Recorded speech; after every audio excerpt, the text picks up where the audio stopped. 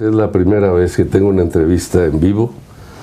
Todas pues han sido por teléfono, por videoconferencia. No había habido la oportunidad ni el momento desde algún lugar del mundo. Desde algún lugar del mundo. Así es, pero... ¿Cuántos años pues, desde algún lugar del mundo ya? Ya más de 10 años. Más de 11, ¿verdad? 11 años. 11 años ya. Y pues han sido 11 años duros, difíciles, de momentos de una lucha tremenda, pero que al final siempre, pues desde un principio yo decidí luchar por mi prestigio, por mi honorabilidad, salir adelante. ¿Y elige Canadá por qué? Esto fue una coincidencia, la verdad, porque yo primero tenía una relación yo muy estrecha, sigo teniendo con los United Steelworkers, que es el sindicato más grande de Norteamérica. Es un sindicato internacional de Estados Unidos y Canadá. Y ellos inicialmente me invitaron a que me fuera a Estados Unidos. Yo estaba en comunicación constante con ellos, más a partir de la tragedia de la mina de Pasta de Conchos. Y estando en Estados Unidos, los primeros 2 o 3 semanas, el presidente internacional, que es amigo mío, Leo Gerard, me dijo, ¿sabes qué? Yo creo que es más conveniente que salgas de Estados Unidos. Estaba George Bush de presidente, estaba Vicente Fox, montaban a caballo juntos en sus ranchos, no nos sentimos seguros, ¿por qué no te mueves a Canadá? Además, el presidente internacional de los Steelworkers es canadiense de origen. Bueno, pero además Canadá es estratégico, ¿no?, en la industria minera de México. Exactamente, y por esa razón también, y porque unos abogados amigos de los primeros que tuvimos tenían contactos con abogados de Canadá, habían tenido casos similares, y entonces sugirieron que fuera a Canadá. Ahora, ¿usted se va prófugo de la justicia? No, nunca. Yo jamás salí con ninguna... Yo salí por precaución ante las amenazas. Yo quería dar toda la pelea jurídica, política, legal desde México. Claro que el gobierno de Vicente Fox en eso, que estaba totalmente coludido con la empresa Grupo México, ejerció una presión y amenazas de todo tipo. Recibimos... Cuéntenos. Bueno, amenazas de todo, de intervenir a nuestras casas, a nuestras familias, amenazas incluso de muerte, anónimas. Te comento un detalle, a mi hijo más pequeño, estaba estudiando Derecho en la Universidad de Monterrey, y un día sale al estacionamiento a recoger su Volkswagen y encuentra una nota en el parabrisas, y la abre y decía, si tú no haces que tu padre deje de acusar a la empresa Grupo México de homicidio industrial, vamos a desaparecer a toda tu familia, y le dejaron una bala envuelta en eso. O sea, a ese grado llegaron las Evidentemente amenazas. Usted denuncia esto, ¿no? Sí. Claro, está documentado, está documentado, está todo, ¿no? Entonces, bueno, pues estábamos viendo que la agresividad, las amenazas, pues eran, la verdad, en serio, y nadie me recomendaba que me quedara. Yo, la verdad, hasta el último momento me resistí a salir. Sobre todo cuando ocurre todo lo de Pasta de Conchos, ¿no? Es ahí cuando exacto, hay mucha Pasta solidaridad. de Conchos explotó el 19 de febrero del 2006. ¿Dónde estaba usted? Ahí, bueno, estaba en México el momento de la explosión. Ocurrió a las 2:20 de la mañana. ¿Y cuándo llega usted?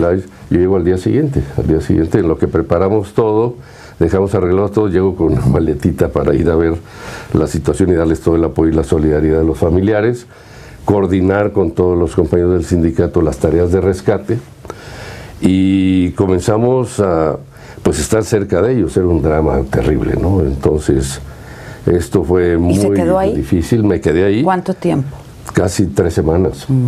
Hay mujeres viudas, ¿no?, o huérfanas, o que se quedaron sin hermanos justamente por lo de Pasta de Conchos, que dicen que el sindicato no estuvo ahí, que el sindicato no apoyó. ¿Sabe que desde que se inició este conflicto en Pasta de Conchos, o desde que estalló, ya venía desde antes, ya lo dijimos, Grupo México se dedicó a confundir y a corromper algunas de ellas, desafortunadamente. Nosotros estuvimos ahí. No, porque dijeron que no estuvo ni las empresas, ni el sindicato, ni el gobierno, ni nadie. Esa es una mentira. Lo que pasa es que al 5.º día de que tratamos de rescatar a nuestros compañeros, la empresa decide cerrar la mina, suspender las tareas de rescate. El gobierno de Vicente Fox le da todo el apoyo. El secretario de Trabajo, que estaba ahí en esa época, Francisco Javier Salazar, y deciden abandonar a la gente y salir. Y dejaron al ejército y a la Policía Federal en control de la mina. el drama de las familias, de nosotros, los reclamos, y eso fue el quinto día. Pero había una gran complicidad entre el gobierno de Vicente Fox y la empresa Grupo México de Germán Larrea. Ahora, sus problemas vienen desde antes de lo de Pasta de Conchos. De hecho, cuando usted llega a Pasta de Conchos, no se sabía públicamente, pero le habían tomado nota a otro líder, a otra persona para que fuera el líder sindical, ¿no? De hecho, sí, el fin de semana Por anterior, un par de la días, historia ¿no? es muy así, es un poco larga, pero si tenemos el tiempo. Esto sucede en la noche del sábado al domingo del 19 de febrero, a las 2:20 de la mañana. Pero el viernes en la tarde anterior, habían enviado exactamente a un grupo de porros y golpeadores a tomar las oficinas del sindicato, con un sujeto que había sido miembro del sindicato, que había sido expulsado con cargos de traición y de corrupción, Elías Morales. La Secretaría de Trabajo le había dado una toma de notas, se la regaló, o sea, un reconocimiento. Son la escoria del sindicalismo, pero bueno. Entonces, llega el sindicato con un viernes ya en la tarde, cuando todo el mundo se estaba yendo, toman el sindicato con violencia, roban todo lo que pueden, y él dice: yo soy el nuevo líder, ya Napoleón ya no existe como secretario general del sindicato. Y dice: ¿quién te eligió? Pues el gobierno lo quiso imponer, y eso no se hace porque, pues obviamente hay estatutos para eso, tienes que pasar por una convención, ser miembro activo del sindicato, que te elija la mayoría en una convención transparente y democrática, con presencia de notarios públicos, como las hacemos. Por cierto, la suya fue una elección muy cuestionada también, porque de manera inédita, ¿no?, por primera vez ocurre que su padre le hereda la dirigencia del sindicato. Y fue muy cuestionado, y al principio pues no le querían dar la toma de nota, ¿no? Fíjate que no, y lo voy a decir, qué bueno que estamos en esta entrevista. Mi padre jamás quiso que yo fuera líder del sindicato. No, yo no heredé nada. Los sindicatos no se heredan, no son como las empresas. Las empresas se heredan, los hijos se las adquieren, ya los sindicatos no. Y además no se puede manipular la mente de 250,000 trabajadores que son los mismos de nuestro sindicato. Y además mantenerte y permanecer ahí. No, lo que él se opuso, lo que pasa es que adentro del sindicato había dos grupos y un pleito interno muy fuerte. Uno que encabezaba tipo Morales, que patrocinaba a Grupo México, y el otro que lo patrocinaban las empresas de la industria siderúrgica, Villacero, el Grupo de Altos Hornos de México, Grupo Acero del Norte. Y traían el plan de al final imponer a líderes títeres a su servicio, dividir al sindicato y crear uno de la industria minera y otro de la industria siderúrgica. Esos eran sus objetivos, nosotros lo sabíamos. Y el gobierno con todo el aval de estas empresas. Entonces nosotros decidimos luchar por el sindicato, verdaderamente, que ha sido democrático toda su vida. Entonces, no lo heredé. En el pleito los líderes del sindicato le proponen a Napoleón, que yo era asistente de él como secretario general, me había nombrado. Pero usted hacía otras cosas, ¿no? Pero en ese momento no, yo fui funcionario público, fui director general de la Casa de Moneda de México 12 años. ¿Y luego qué pasó? Presidente mundial de la Organización de Directores de Casa de Moneda, en un periodo que, bueno, como todos sabemos, nos quedamos sin trabajo, Adela. Sí, no, dígamelo a mí. Entonces comenzamos a inventar actividades, yo me acerqué más al sindicato, porque me llamaban. ¿Empezó a chambear con su papá? Sí, con él en lo personal, y yo les ayudaba con estadísticas, con discursos, con material de información que les servía para comparar los precios internacionales de los metales, para que en sus negociaciones contractuales pues fueran mejor preparados. Y les gustó porque les daba mucha confianza y manejo de información que les servía en sus negociaciones. Cuando se da esto que mi padre se retira, estaba ya enfermo, por una enfermedad, estaba enfermo y murió unos meses después. Entonces deciden nombrarme secretario general interino, provisional, en lo que se definía en la próxima convención, que era el año siguiente. Y entonces ahí las condiciones me hicieron a mí el líder natural. Y entonces, bueno, pues yo era el que podía unificar. Y me quedé, entonces yo me quedé a condición, yo traía otros planes. Yo iba a salir incluso de México, me quedé. ¿A dónde se iba a ir? Temporalmente. Bueno, quería volver a Inglaterra a estudiar, porque yo he estado escribiendo y quiero seguir escribiendo libros, y lo he hecho toda mi vida. Escribo artículos para La Jornada. Que de hecho la vida académica siempre me ha gustado, pero bueno, no estoy peleado con eso.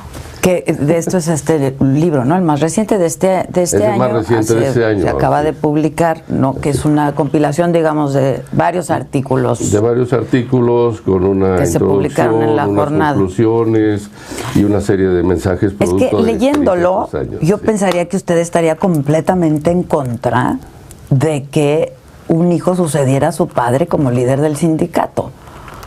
Sí, pero esto... ¿Me explico? Sí, pero son decisiones a veces ajenas a uno. Fue producto de las circunstancias, de este pleito interno. A lo mejor si no hubiera habido esa situación interna, entonces eligen a uno el natural y ya, como sucede en otras organizaciones. Pero al final, bueno, esto que les molestó a muchos, algunos, no muchos, algunos empresarios, y están muy señalados, porque decían si don Napoleón era muy duro, su hijo va a ser peor, porque además está educado y preparado. Y la verdad no es que sea peor, es que cuando yo llego y veo las condiciones en las que viven los trabajadores mineros, metalúrgicos y siderúrgicos de la industria del transporte en el país, verdaderamente son condiciones y salarios tan bajos que dije hay que luchar por mejorar su nivel de vida, su bienestar. Cosa que hacía su padre. Él lo hacía, él peleaba mucho por eso. Pero él tenía una buena relación con las empresas. Él llevaba una buena relación con ellos, fue, digamos... No entró, o por lo menos no en casos muy destacados, en un choque con algunos empresarios. Se arreglaban. Yo no provoqué, se arreglaban a final. Y yo decidí con mis compañeros que había que hacer una renovación del sindicato, porque verdaderamente, por avaricia, por ambición, explotar a los trabajadores en esas condiciones era algo inhumano, verdaderamente, ¿no? Entonces... pues yo creo que debemos de hacer respetar los derechos de los trabajadores y además por el bien del país, y no solo de los trabajadores o del sindicato. Aquí yo nunca perseguía ningún fin político personal ni de ninguna. Usted quiso ser gobernador, ¿no? De su estado, de Nuevo León. En 2 ocasiones. ¿Y qué pasó? El PRI. Pues la primera, Miguel de la Madrid tenía un amigo más cercano a él y lo puso. Y la segunda, Carlos Salinas de Gortari tenía otro amigo más cercano y lo puso. Entonces, aunque yo era el mejor, por currículum, bueno, es lo que yo modestia quiero decir. Bueno, yo quiero decirlo, pero la verdad es que... Está bien, las falsas modestias luego no funcionan. Pero tenía yo bases sindicales de apoyo de las organizaciones que en aquella época eran muy buenas, entre CTMs y CROCS y todas las organizaciones, y los mineros, por supuesto. Académico, porque yo había sido profesor de la Universidad de Nuevo León y del TEC de Monterrey, entre los jóvenes, había sido director de la Casa de Moneda de México y habíamos hecho mucho avance en proyectar la imagen internacional de la Casa de Moneda.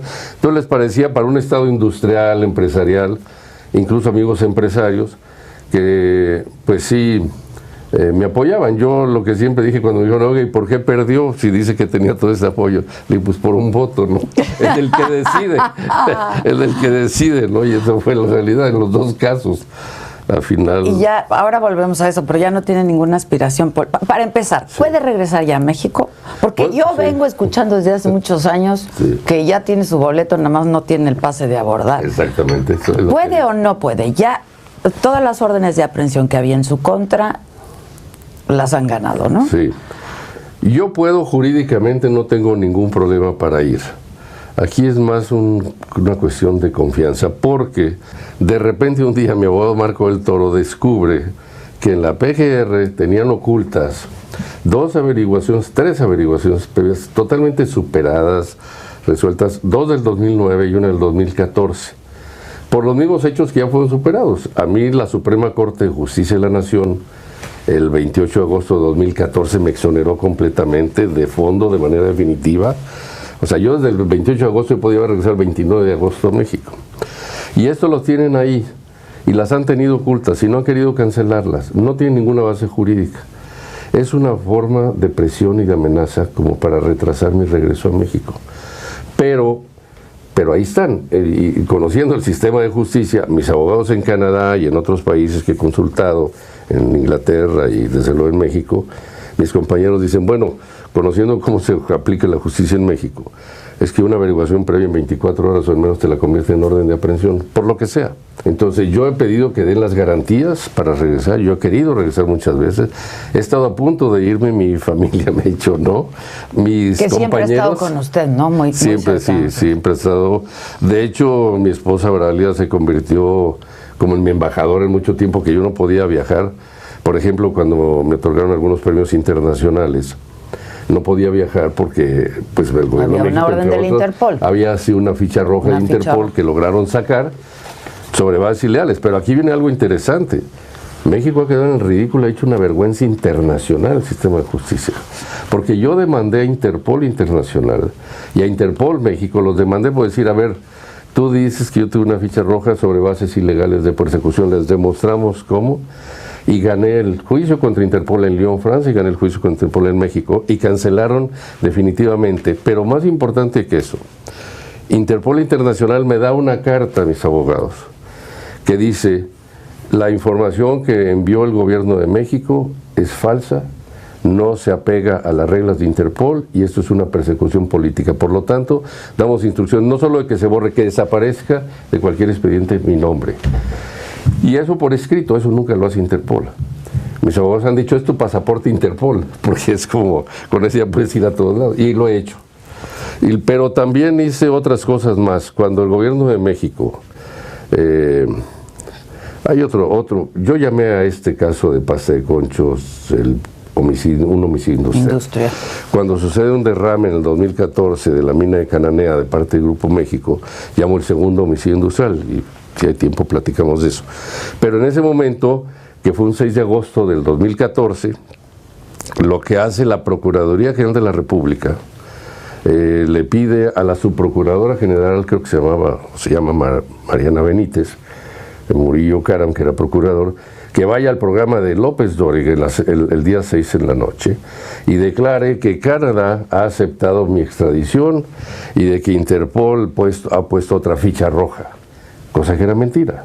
Pero era una forma de distraer la atención de la segunda catástrofe y homicidio industrial que cometió el Grupo México en el caso del derrame de Cananea, porque es terrible lo que ha sucedido ahí. Entonces yo hablo con Marco del Toro y le digo, ¿sabes qué? Es momento de dar a conocer. Yo ya era ciudadano canadiense desde el 30 de junio. ¿Cómo es que consiguió la ciudadanía? ¿Cómo se la dan la ciudadanía canadiense? Bueno, es un proceso, la verdad, yo desde que llegué a Canadá, por eso cuando hablamos de que yo fui prófugo, nunca fui prófugo, ni nunca pedí asilo político.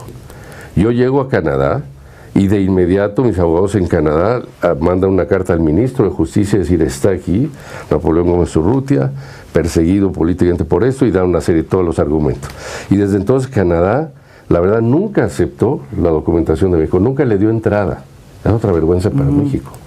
O sea, la verdad, ellos mismos mandaban publicar cosas y era con lo que enviaban para solicitar mi extradición. Los recortes de Excelsior y de Milenio y de no sé dónde, pero eran pagados por ellos. Canadá es un país muy serio, un país de un sistema de justicia muy elevado.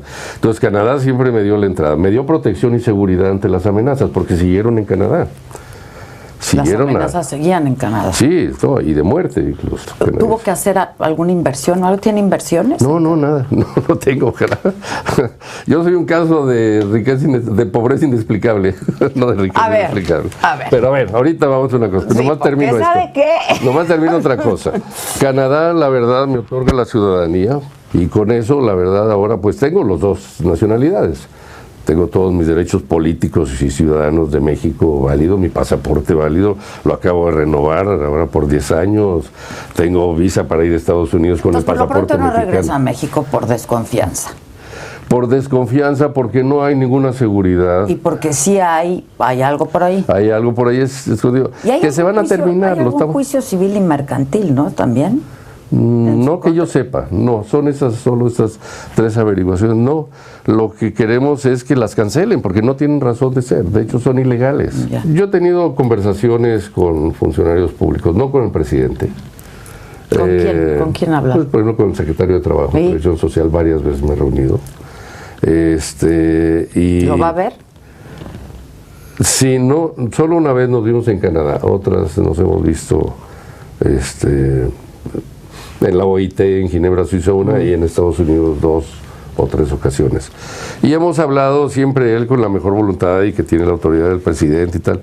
Digo, pues nada más garantícenlo, o sea, díganme cómo hacerlo. Bueno, es que no podemos crear un compromiso así, ¿por qué no lo pueden crear? Yo no cometí ninguna falta, yo estoy exonerado totalmente de cualquier acusación falsa que se hizo, está demostrado, entonces, ¿por qué no? Digo, ¿por qué continúan ustedes con esto? Ya se van a ir. Ya se van el año próximo, ya no nos queda mucho tiempo para actuar, corrijan las cosas que están mal y que además no es un problema que ustedes crearon. Lo enfrentaron, apliquen correctamente la justicia. Sí, sí, lo vamos a hacer. Es más, la última me dijo, en 24 horas vamos a tener respuesta. Vas a tener respuesta. ¿Cuántas han pasado? Pues ya llevamos casi 2 meses. Ya no me contestó si tendría usted aspiraciones políticas todavía en México. Bueno, pues todos tenemos aspiraciones políticas. Soy mexicano, quiero mi país. Yo quiero un cambio para mi país. Vamos a hacer un ejercicio de imaginación. Regresa a México y ¿qué? Pues me pongo a trabajar todos los días inmediato al servicio no solo de mis compañeros y amigos. En el 2018, ¿le gustaría? Sí. Bueno, vamos a ver, no sé, todavía no lo he pensado bien. Tengo que resolver el problema primero, el primer paso de estar allá. No creo ni tantito que no lo ha pensado. Tengo que dar el primer paso de estar allá. Pero lo ha pensado. Bueno, claro, yo quise ser gobernador 2 veces, como lo platicamos antes, de mi estado de Nuevo León. Porque usted propone en su libro también nuevos modelos económicos, políticos. Habla de todo un proyecto. Sí, es que es todo un proyecto, porque la verdad, México no puede seguir como está. El modelo que ha seguido México es de fracaso. Mira, hasta ahora se dieron cuenta, con el efecto de Trump, que les llegó verdaderamente la tormenta por el norte del país, con vientos huracanados que no lo esperaban. Yo he dicho que los políticos y los empresarios mexicanos estaban instalados cómodamente en la corrupción, en la comodidad de tener el poder, del tráfico de influencias, de la información privilegiada, de los permisos de las concesiones. Entonces tiene que cambiar. Y eso ya trasciende, eso sí, el efecto sindical nada más. Pues va el efecto político nacional. Claro, porque yo estoy proponiendo un nuevo modelo de desarrollo. Claro. Bueno, claro, ¿a quién no le gustaría, por supuesto, ayudar y contribuir a que su país fuera un país de un mayor nivel de educación, de desarrollo? Usted de todo. Aspiró a la candidatura por el PRI. Sí, éramos priistas, claro. ¿Y ahora? Pues no tenemos ningún partido. Ya hay candidaturas independientes. Bueno, hay independientes, claro, hay candidaturas independientes.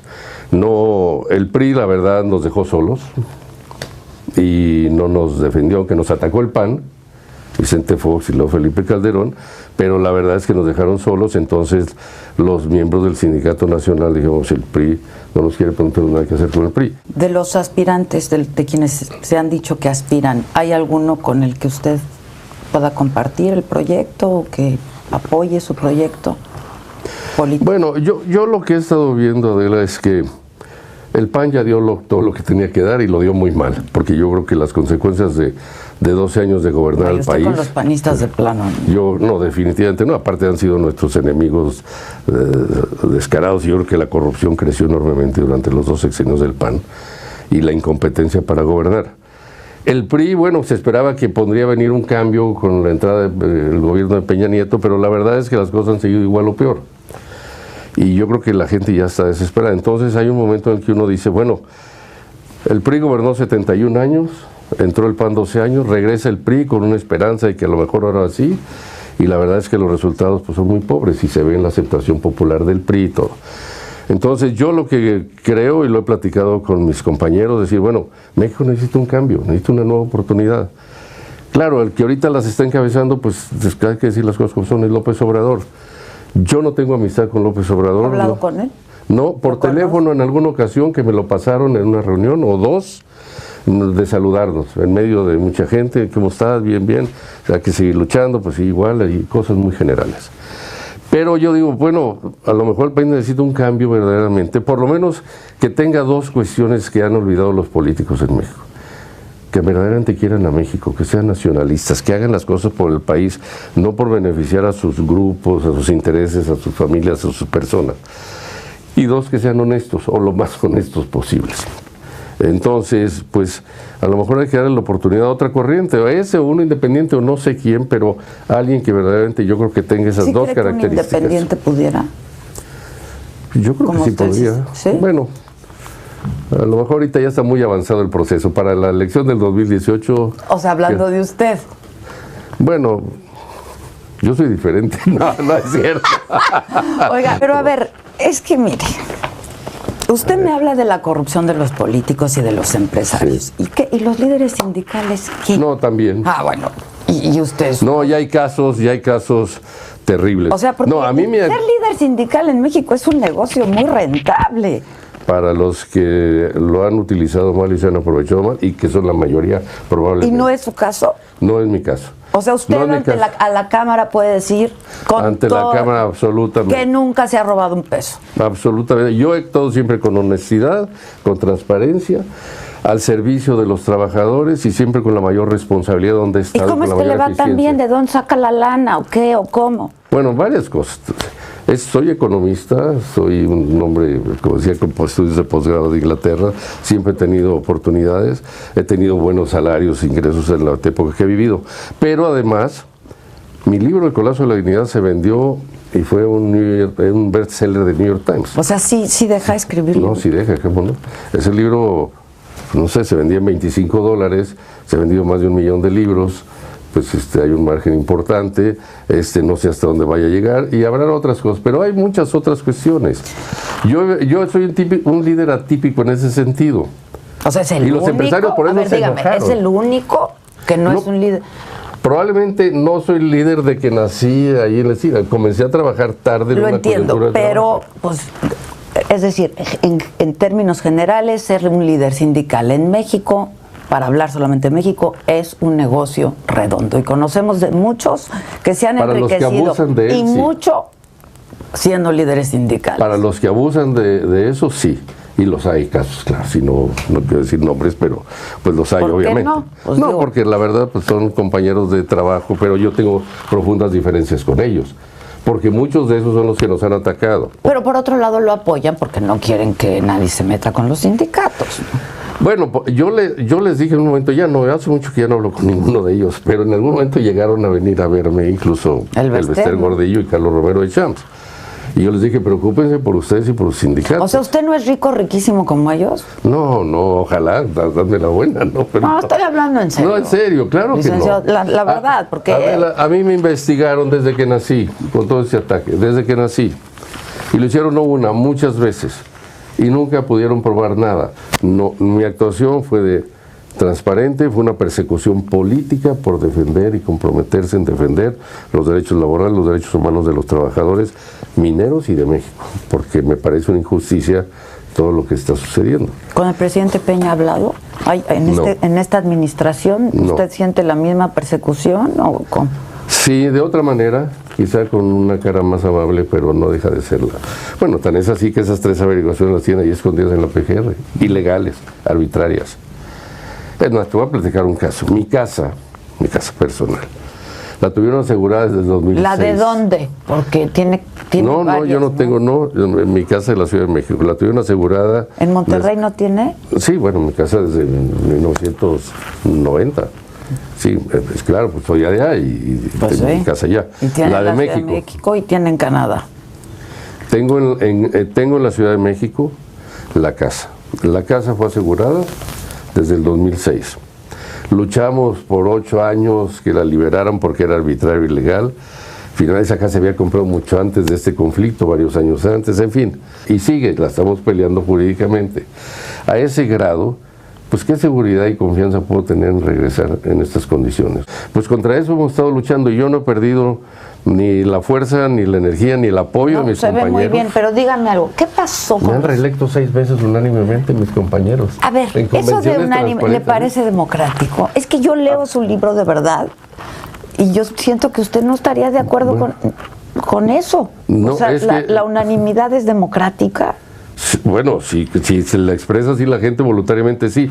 Nosotros, es más, somos un sindicato único, además de que yo soy un líder atípico, pero bueno. ¿Por qué? ¿O por qué? Porque soy profesionista, porque hablo idiomas, porque tengo otra nacionalidad, por otras cosas. Y porque nunca fue minero. Que esa es otra, ¿verdad? No, no es cierto, sí fui minero. Yo nací, crecí en el sector y fui minero en una época que me quedé sin trabajo. En un proyecto nuevo. Porque también por eso Peñoles, no le querían dar la toma de nota. Lo usaron como pretexto, como todo lo usan, como todo lo desvían. Claro que fui en una época, y trabajé en un nuevo proyecto minero del Grupo Peñoles, en La Ciénaga, en Santa María Papiasparo, en la Sierra de Durango. Y estuve ahí. ¿Haciendo qué trabajo? ¿Administrativo o qué? Parte administrativo y parte de supervisión. Por 28 pesos al día. ¿Neta? Después de haber sido director de la Casa de Moneda, después de haber... Sí. ¿Por 28 pesos? Bueno, no eran 28 pesos. A la hora, sí, claro, en esa época sí. Bueno, sí. Yo lo que pasa es que necesitaba una base sindical también en ese momento. Claro, claro, pero pues también fue hechiza, ¿no? O sea, se la dieron para que pudieran tomarle nota. No, la empresa bien que se benefició de todo eso, de explotar mi conocimiento, porque yo, la verdad, de manera natural a los líderes y a los trabajadores los organizaban, obviamente porque me veían nuevo, diferente, y porque, bueno, pues sabían que yo también tenía contactos con el Comité Nacional, y la verdad les ayudé a desarrollar un proyecto minero bien importante. No, la empresa oportunistamente y traidora y traicioneramente dijo después que no, la tengo demandada, por supuesto, a la empresa, y le voy a ganar la demanda a la empresa, porque que están los recibos de pago de mis actividades, lo que yo realizaba, etcétera. No es así. En mi caso no. Incluso en el peor momento, con la lucha contra Felipe Calderón y aquel nefasto secretario de Trabajo, Javier Lozano Alarcón, le pedimos que mandaran inspectores. Le pedimos nosotros voluntariamente, no estábamos obligados por estatutos ni por nada, para que comprobaran que la elección era transparente, democrática y que la gente decidía. Y mandaron inspectores. Y al final se dieron cuenta que los trabajadores van votando uno por uno en voto secreto, al final, y se hace un recuento. Lo que pasa es que los trabajadores no son tontos, son muy inteligentes. Los trabajadores mineros del país son muy inteligentes y saben lo que quieren y saben lo que buscan en su líder, en su sindicato. Si no, no me hubieran reelecto, es más, no hubiera durado, aunque me hubieran impuesto, aunque yo aceptara que no decir que la herencia, mi padre no quería, a mí me llamó y me dijo, no entres en tú tienes una trayectoria profesional propia, porque esta vida es mucho de traiciones, de conflictos políticos. Y miren nomás. Y miren. Y usted sí quiso. Desde pues yo a lo mejor lo traía, no sé, pues soy hijo de tigre pintito, yo no sé, pero algo, exacto. Entonces, bueno, me di cuenta que podía ayudar a los trabajadores. Ahora, yo fui director general de Minera hay señalamientos muy serios, sí, ¿no? Muy graves también, ya que mencionaba usted a Javier Lozano, pero no es el único, sí, que dicen que en su presencia, eso dijo Javier Lozano, en su presencia, el sindicato exigió $100 millones para llegar a un acuerdo en Cananea, más, además que le quitaran todos los asuntos legales que había contra usted. Que en su presencia, eso fue lo que dijo Javier Lozano. Y por otro lado hay señalamientos también de que pues usted siempre quiere llevarse una lana. Pues es un cínico, es un mentiroso, por supuesto, nunca nadie le exigió nada. El problema es que los funcionarios van y nos usan ante Grupo México y nos chantajean. Y si el sindicato quiere, son ellos los corruptos, son ellos los que van y le piden a la empresa. No es así, nunca pedimos nada, y menos condicionado a que me quitaran todo, pues yo no cometí ninguna falta. Esto me lo inventaron. Ya que le dieran una lana, $100 millones. No, eso lo inventó él, no sé de dónde lo sacó. No, en mi libro yo cuento que Alonso Ancira Elizondo, el grupo, vino a ofrecerme $100 millones. Eso sí, y tengo pruebas. Y estuvimos 4 horas ahí reunidos y me trató de convencer que venía en nombre de todos los empresarios y del gobierno de Felipe Calderón a ofrecerme 100. Primero comenzó un año, en el 2006, ofreciéndome $10 millones. Si yo renunciaba al sindicato y dejaba que impusieran al que quisieran. Traían el proyecto de dividir entre industria siderúrgica y minera. El siguiente año llegó y me ofreció $20 millones. Yo le dije, oye, ¿de veras valgo tanto? Le dije, no, ¿sabes qué? No es así, yo no acepto esto, no estoy en esa lucha por esto. Pero el tercer año, en el 2008, llegó con $100 millones. Dijo, te traigo una oferta. Por cierto, me insistió que quería verme. Yo no quería verlo porque quería venir el día del cumpleaños de mi esposa y yo le había ofrecido estar con ella ese día y relajarnos, irnos por ahí cerca, no sé, a algún lugar. Total, me insistió y que venía y vino. Y me dice, tengo una oferta que no vas a poder rechazar. Le dije, $100 millones te ofrecen para que te retires. Te vayas, te quedes 3 años fuera de México hasta que termine el gobierno de Felipe Calderón. Que nos dejes imponer al líder que nosotros queramos. Y que no influyas en ninguna decisión lo que vaya a suceder con el sindicato futuro. Entonces le dije, ¿y quién va a poner el dinero? Bueno, es una colecta entre todas las empresas y el gobierno y tal y cual. Entonces le dije así tajantemente, le dije, mira, no tengo ni que consultarlo ni pensarlo. El sindicato minero no está en venta, ni Napoleón Gómez Urrutia está en venta. Es mentira, es un mentiroso. Es una mentira, es un mentiroso. ¿Qué pasó con los 56? Bueno, que nos diga los $205 millones del chino Yengong, que los hizo. ¿Dónde los escondió? ¿Se los dio sí, ya lo leí eso también en su libro. Bueno, pues él lo amenazó de que casi desaparecerá. ¿Qué pasó con los 55 millones de dólares del fideicomiso? Esos, bueno, Adela, ya la verdad eso está tan superado, pero bueno. Pero es que está descrito, sí, lo voy a explicar si es necesario. Cuando se da la privatización de Mexicana de Cananea y de Mexicana de Cobre, Nacosari, el gobierno le pone como condición que un 5% de las acciones sea para el sindicato, no para los trabajadores, para el sindicato. Y se firma, se hace la privatización, lo valoran en los precios de aquel momento de 19.5 millones de dólares, más 12.5 millones de dólares de aquella época, el 5%. Lo que pasa es que como ha sido siempre la REA un miserable, y lo digo abiertamente, con los trabajadores, con la gente, decide no pagarlo. Como lo ha hecho con los ingleses, con los que tienen una demanda ahorita de más de 2.000 millones de dólares por una cosa similar. Lo que hace, decide no cumplir y no pagar y no pagar. Y cuando yo llego al sindicato, le digo, oye, aquí hay un compromiso que tienes que pagar. Me dice, no, ya está prescrito. Entonces le digo, no, es que no está prescrito. Una acción como esta no. Entonces yo, con una recomendación jurídica, solicito el pago de eso para interrumpir la prescripción en caso de que existiera alguna. Y lo que hacen es, le da entrada el juez, le seguimos el seguimiento y finalmente entonces viene esta agresión contra nosotros que les queríamos sacar 55. Cuando viene Pasta de Conchos y explota la mina y los acusa de homicidio industrial, que eso es lo que verdaderamente cometieron, un homicidio industrial, producto de la negligencia y de la irresponsabilidad criminal, entonces comienzan a acusarme de que les robamos 55 millones. Nada, los obligamos a pagar lo que le debían al sindicato. Pero ¿no se hizo un fideicomiso? ¿Quién era el dueño de ese fideicomiso? ¿Los trabajadores o el sindicato? El sindicato. Y eso se volvió a aprobar, el sindicato. Ellos quisieron utilizar, cuando finalmente pagan, que les dolió hasta el alma, pero tenían que pagarlo, entonces se crea un nuevo fideicomiso y se desaparece el representante del Grupo México porque al final los recursos eran del sindicato. Tan es así que en 1990 Germán Feliciano Larrea manda una carta al juez de Hermosillo donde dice, señor juez, que no haya errores, como él como apoderado jurídico de su padre, Jorge Larrea, dice, este dinero es del sindicato, yo tengo copia, en los juicios lo hemos exhibido, es del sindicato, no de los trabajadores. El sindicato podrá disponer él como él quiera. Nosotros podemos haber repartido o no el dinero, dejarlo o no.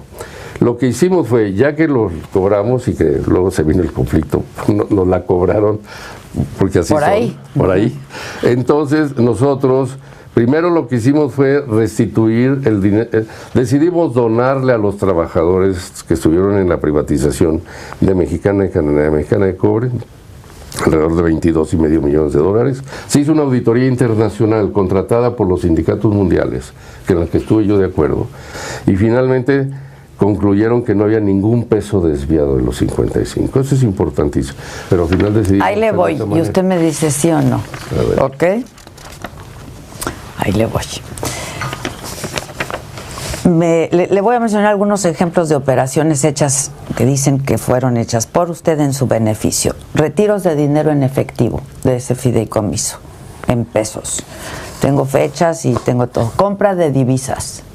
31 operaciones de compra de dólares americanos, 2 operaciones trianguladas de compra de dólares americanos, 2 operaciones de compra de euros, 1 operación de compra de francos suizos y compra de acciones también en una compañía, en la empresa One Project, SADCB. Mira, Adela, voy a decir claramente, todo eso es una vil manipulación y mentira. Crearon una empresa que le llamaban la MX o no sé qué, y que decían la ruta del dinero. Todos esos movimientos, el sindicato es internacional, paga cuotas el sindicato, y paga las cuotas, y todo las manda a la cuenta de Ginebra, Suiza, o que la tiene en Ginebra, la sede está en Ginebra, Suiza, de ese organismo. Nosotros apoyamos organizaciones internacionales, por ejemplo en Perú, con los mineros de Perú, les mandábamos dólares, a veces no podían recibirlo. Participamos en cuotas con los United Steelworkers en proyectos comunes de ayudar a otros sindicatos. Todo eso lo querían hacer ver como cosas personales mías, no es cierto, eso es una mentira, una manipulación tajante. Si hubiera sido así, nunca me hubiera exonerado la Suprema Corte de Justicia. ¿Usted no tomó un solo peso de ese dinero? No tomé ni un solo peso de eso. La Suprema Corte de Justicia me exoneró completamente de todas las acusaciones falsas, y así lo dicen, por unánime fue la decisión definitiva el 28 de agosto de 2014.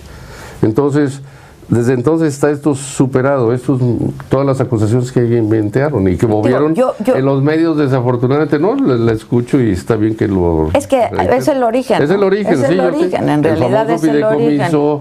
Y ya. Ahora, lo que sucede es que Germán Larrea decidió cobrar... ¿El asunto o cómo?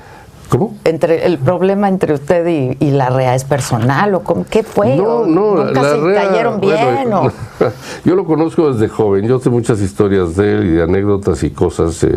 Yo creo que es un hombre muy resentido con la vida, con su padre, es un hombre que fue ofendido y humillado por su padre, lo narro, sí, casos concretos.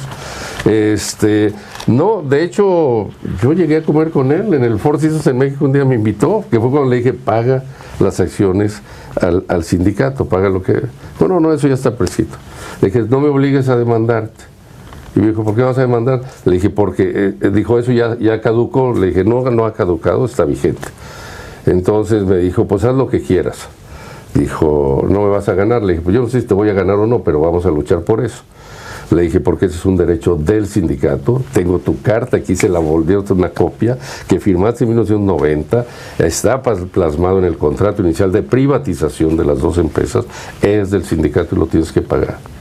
Dijo, pues, hazle como quieras. Le dije, bueno, pues voy a tener que hacer lo que proceda. Le dije, porque si no, los trabajadores o cualquiera va a pensar que a lo mejor yo hice un arreglo contigo para borrar esto y dejarlo, y no es así, ni tengo la menor intención. Se lo dije en su cara en el Four Seasons. Salió molesto, rojo, porque dijo, entonces me vas a demandar, sí te voy a demandar. Y bueno, ¿y ahí empezó? Y ahí empezó, ahí fue el rompimiento. Y después, bueno, pues ya llegamos a los procesos de huelgas, ganamos, y entonces decidió cobrar venganza, porque es un hombre muy resentido, yo siempre he dicho que es un psicópata, la verdad, y no lo oculto y lo digo porque es un hombre verdaderamente complicado y todo el mundo lo sabe en los medios de negocios. Es más, ese día le dije antes de terminar, ¿sabes qué? Le dije, te voy a hacer una recomendación personal, tómalo o no. Dijo, se me quedó viendo así, le dije, vales mucho dinero y tu familia también, tienes una gran fortuna, disfrútala, vive tranquilo, respeta a la gente y más a los trabajadores que te han ayudado a generar tu riqueza, cumple con tus cosas y vive bien y tranquilo. Yo vivo muy bien, me saltó así muy arrogante. Le dije, no lo dudo que vivas bien, pero no creo que vivas tranquilo. Pues sí lo hago. Le dije, yo creo que tú no te vas a la cama una noche si no le quitaste a alguien 5 pesos, aunque sea, para sentirse satisfecho. Pero hay una cosa importante, los ricos podrán tener todo el dinero del mundo. Lo que no tienen es ni la calidad moral ni la dignidad para vivir en paz. Y yo creo cuando ¿generaliza así los ricos? Pues en general sí, yo diría. Los que sobre todo han hecho fortunas, así como hablábamos de los líderes, que han hecho fortunas a base de explotación, de tráfico de influencias, de concesiones, de permisos, que eso es lo más común que sucede en México. Y cada administración... O sea, ¿no hay rico decente? No, yo creo que hay ricos, a lo mejor los... Bueno, debe de haber. No, debe de haber, y algunos de los que... Pero muchos de los que heredaron, pues probablemente no se lo merecían, o por lo menos no así, y no ha sabido administrarlo. ¿Usted sí se merecía ser el líder del sindicato minero? Pues no lo sé, nunca me lo propuse, la verdad yo tampoco. La vida y las circunstancias me llevaron. ¿Usted sí se va tranquilo a dormir? Yo sí. ¿Cada noche? Sí, no duermo muy bien normalmente, pero por otras razones. No por lo que hago o digo. Generalmente leo mucho, trato de llevar las cosas y resolver. Soy muy aprensivo de que todo en el sindicato funcione bien, pero no por haber hecho cosas mal. No, la verdad, sí duermo tranquilo en ese sentido y satisfecho de avanzar cada día en esta lucha tan difícil. Yo creo que nadie había tenido un ataque como nosotros en toda la historia del sindicalismo. Esto desgasta mucho al sindicato, ¿no? Pues sí. Entonces, ¿nunca ha pensado en decir, bueno, pues ya ahí muere, yo ya me voy, búsquense otro? Cuando se vayan los malos, primero yo me voy. No, quiero que está se vayan. Cañón, pues, está cañón, pues sí. Hay muchos, seguro. No, y hay muchos, y luego surgen como las piedras. Todos somos malos. Mueve una piedra y sale uno por ahí. La prensa somos malos, los medios somos malos, los ricos son malos, los políticos. En algunas estoy de acuerdo con usted, pero... Bueno, hablando de la prensa, se lo pregunto como porque dije... además... Sí. Bueno, la prensa, yo leí su libro y usted dice que la mayoría de nosotros periodistas provenimos de la clase media y que entonces, por lo tanto, no entendemos la vida sindical. Pues sí, yo le preguntaría, a usted no lo veo muy jodido tampoco. Sí, no, pero no nunca abuso de nada, ni cometo ni errores, ni trato de perjudicar a nadie por beneficio propio, como sí lo hacen muchos en México. Eso es a lo que yo iba. Y mi pregunta va en el siguiente sentido, porque también leyendo su libro usted dice que una de las cosas que más satisfacción le daba a su padre era convivir activamente con sus compañeros del sindicato, cosa que usted no puede hacer. Ahora no por eso, pero yo iba. Pero lleva muchos años sin poderlo hacer. Pero los años que sí pude, exacto, bueno, eso es lo increíble. Ahora, pudiendo vivir mejor. Habla de un sindicalismo moderno, ¿no? El sindicalismo del siglo XXI. Nuestros sindicatos charros y piratas, así es. ¿Cómo? Y usted ha viajado por todo el mundo. ¿Con qué lana, por cierto? ¿Lo invitan o quién paga o cómo? Depende, muchas organizaciones me invitan, me pagan los vuelos y la estancia. Por ejemplo, cuando voy a hablar a estos congresos, voy pagado por ellos. Sí. En otros casos, el sindicato, bueno, pues llevo la representación de ellos, de nuestro sindicato. ¿Y usted percibe un salario? Yo tengo un salario y mis prestaciones como todos los demás funcionarios. Bueno, entonces, ¿qué es un sindicalismo moderno? Porque, pues lo que otra vez déjeme volver a lo que iniciamos. En México, pues sigue siendo un negocio muy rentable ser un líder sindical, ¿no? Como están las cosas, sí, pero eso es lo que hay que cambiar. Por eso. Entonces, un sindicalismo moderno, como yo lo veo, son primero dirigentes mucho más responsables que verdaderamente protejan y defiendan los derechos de los trabajadores, que estén comprometidos con la base, no con ellos o sus grupos o sus familias o lo que sea. Dos, que promuevan verdaderamente la capacitación, la educación, la organización de los trabajadores. Necesitamos ser trabajadores más productivos. Eso es en beneficio de las empresas, pero también del trabajador. Aquí sí debo decir algo, y voy a mencionar hasta el nombre, porque a mí me indigna lo que hizo un día, antes de este conflicto. Pero yo me acuerdo, fui a una reunión que me invitó el líder de los ferrocarrileros, Víctor Flores, y entonces en su discurso dice una cosa, el líder sindical, para quedar bien con todos, dice: nosotros los ferrocarrileros ya borramos de nuestro lenguaje la palabra huelga, paro, marcha, o cualquier otra actividad. Eso ya no existe entre los ferrocarrileros. Y todos, claro, lo felicitan, pero son derechos constitucionales, claro. Están en la Ley Federal de Trabajo, están en el Convenio 87. ¿Cómo un líder va a renunciar a lo que tienen los trabajadores? Ese tipo de cosas no deben suceder. Ahora, para mis trabajadores y para México, para los mexicanos. La autonomía de los sindicatos, etcétera. Los sindicatos pues no son auditables, los sindicatos no pagan impuestos sobre la renta, los sindicatos. Entonces, hacen con su lana lo que quieren y por eso es que vemos pues lo que hemos visto. Bueno, igual los empresarios, Usted está en contra de la toma de nota, usted está en contra de que sean auditables, usted está en contra de que paguen impuestos. ¿Pero por qué? Como institución. Porque por la forma en que la política se ha llevado. Porque todas estas acciones se vuelven un instrumento de control y de intervención del gobierno hacia los sindicatos. Ajá, pero también de corrupción por parte de los líderes sindicales. Sí, pero debe de haber otro tipo de forma de manejar eso y no lo han sabido hacer. ¿Qué propone? También, por ejemplo, que debemos un sistema fiscal más equilibrado, más progresista. Debemos que cambiar hacia un Estado más responsable con su pueblo, que quieran a México y a los mexicanos, y con empresas que también, y líderes que también sindicales. Pues es que sí, ese es el estado ideal de las cosas, pero, pero ¿dónde está? Claro. O sea, porque como no pueden ser fiscalizados los dineros del sindicato, pues nadie puede seguir el rastro de la lana, ¿no?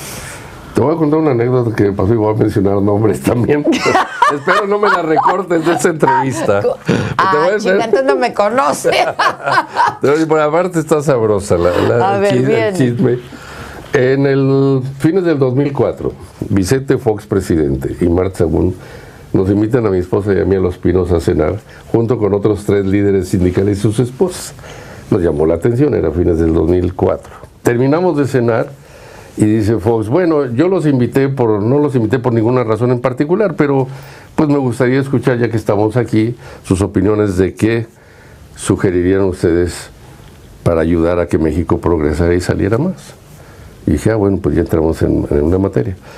Y se hizo un silencio absoluto, nadie tomó la palabra, y yo no me quedo callado muy seguido, ninguno de los líderes ni nadie. Entonces yo le dije, bueno, pues si me permite, señor presidente, le dije, yo creo que México debería estudiar más de cerca el caso de los países escandinavos, porque mire, son los países que tienen la mayor eficiencia productiva en su país, son los más eficientes. Son los países que tienen un mayor nivel de educación y de cultura por persona en el mundo.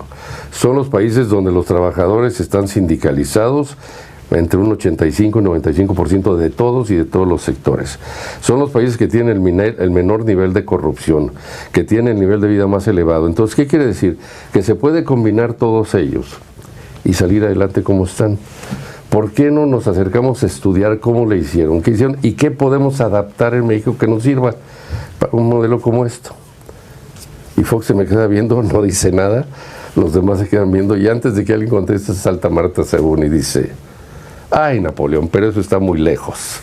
Le dije, con todo respeto, no estamos hablando de distancias geográficas. Pero bueno, también con ella no tuvimos muy buenas experiencias en ese ataque, porque pues cuando nos atacaban mucho, y a los mineros y a mí, y todas esas amenazas terribles. Y yo me acuerdo cuando venía una campaña de ataques contra los hijos de la señora Sagún, que González Exmala, que el diputado promovió, en contra de los Briviesca, cada vez que venía la campaña de ataques, entonces decían, métale más presión contra los mineros ya. Entonces sacaban esto de que si las cuentas y no sé qué más, para desviar la atención. ¿Pero por qué contra usted? Porque éramos el caso del pleito y del ataque, porque estaban coludidos, bueno, porque el Grupo México era donador de la Fundación Vamos México. Tenemos muchos pruebas y documentos de todas esas cosas. ¿Qué le da frustración? Supongo que debe ser muy doloroso no poder regresar a su país, sobre todo cuando usted habla de un proyecto, ¿no?, político y económico para tener un mejor país. Pero, ¿qué tiene? Lo estoy diseñando a distancia, mi proyecto. Maquiavélico. Pero no está enojado, no está... No, sí, a veces me enojo mucho, claro. Y a veces, pues, miento madres también, pero... ¿No ha pensado en decir, bueno, ya? No, yo pienso más allá todavía no se me acaba la pila, traigo pila para rato. Algunos han deseado que yo ya sin duda, sí. Pues no me dice que hasta le ofrecieron 100 millones de dólares. No, y otros hasta han deseado, yo que hasta mi muerte, pero pues, bueno, afortunadamente no ha pasado nada de eso y espero que no suceda. Bueno, yo siempre he trabajado bien, de veras, quiero a México. Está sano, ¿no? Estoy sano. Así es. Y ¿no fuma? No, nunca he fumado en mi vida y pues casi no tomo, bueno, socialmente. Socialmente, claro. Porque además ahora con el pretexto de venir a entrevistar, como no puede ir a México, pues yo tuve que trasladarme a Madrid, cosa que le agradezco mucho. Bueno. ¿La próxima dónde va a ser? En México. ¿Sí? Es usted un hombre honesto, duerme por las noches, nunca le ha robado un peso al sindicato, no ha sacado dinero ahí. Si todo lo que me dice usted es cierto y todo lo que ha dicho a la Cámara es cierto, sí es usted un líder atípico. No me gusta hablar de mí mismo, pero... como chingados, no toda la vida. Todo el programa me lo pasé hablando. Pero la verdad sí soy... Me dieron un premio, me dieron otro premio, Bueno, pues también, como dice, no solo hay que poner el huevo, sino que cacaraquearlo, ¿verdad? Claro. Hay que cacaraquearlo. Yo trabajo mucho en equipo. Me reúno con todos mis colaboradores, les pido su opinión, discutimos, y luego... Son sus compañeros, no sus cómplices. Mis compañeros, no, ninguno de ellos es cómplice. Son compañeros que me han reelecto, por cierto, vuelvo a repetir 6 veces unánimemente, con presencia de autoridades de notarios públicos. Están las actas registradas ante la Secretaría. Soy un caso atípico. Estoy más cerca de lo que se imaginan ustedes de México. Pues sí, la verdad. Sí, pues algo así, no está tan lejos. No estaba tan lejos. Sí. Voy a tener que editar, porque ya no fui muy larga. Pero no lo sabroso. Se lo prometo que no, soy experta.